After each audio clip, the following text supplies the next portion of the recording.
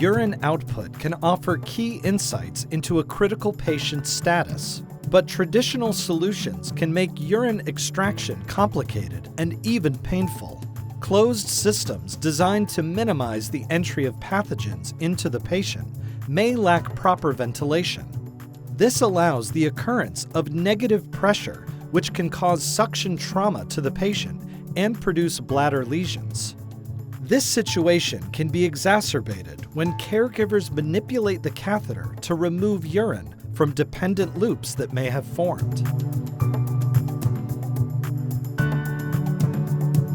Medline's IUC drainage system releases negative pressure through the introduction of a top vent. Laboratory tests indicate top-vented drainage tubing leads to lower levels of pressure compared to a non-top vented system.